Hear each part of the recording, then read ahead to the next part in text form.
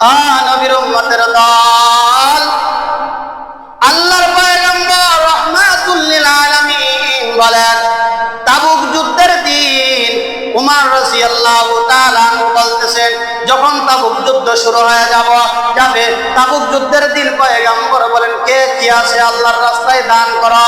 রাহমাতুল লিল আলামিনের কথা শুনে উমর বলতেছেন যে আজকে হলোই সুযোগ আবু বকরকে আমলকে ডিঙ্গাতে। আজকে আমার কাছে ধন সম্পদ আছে, আজকে আমি আবু বকরকে পিছনে ফেলতে পারবো।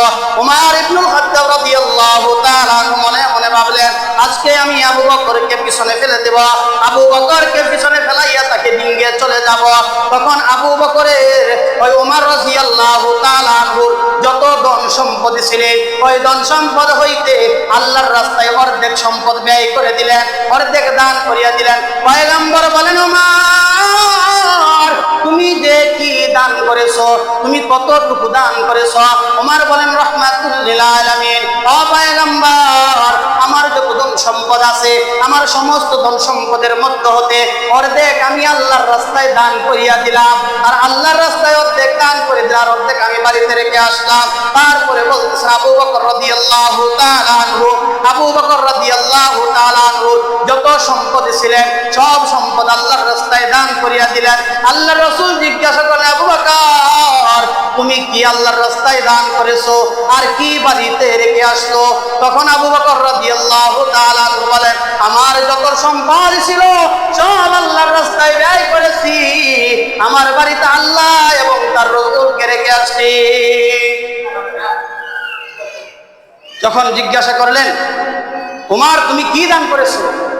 তখন বলতেছে, আমার যত সম্পদ আছে অর্ধেক আমি আল্লাহর রাস্তায় দান করে দিয়েছি, আর অর্ধেক আমার বাড়িতে রেখে আসছি।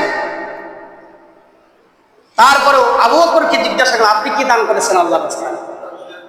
তখন বলতেছে যে আমি আল্লাহর রাস্তায় আমার যত সম্পদ আছিল সব দান করে দিয়েছি। তো বাড়িতে কি?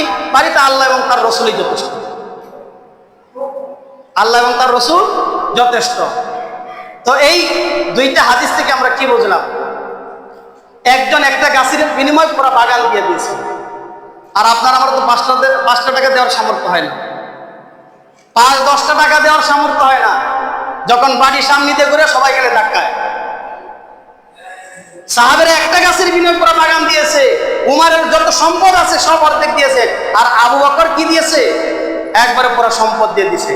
উমর সেদিন আফসোস করে বলছে, আজকের দিনে যেহেতু আমি আবু বকরকে ডিঙ্গাতে পারিনি, তাহলে আমি আর কোনোদিন আবু বকরকে ডিঙ্গাতে পারবো না।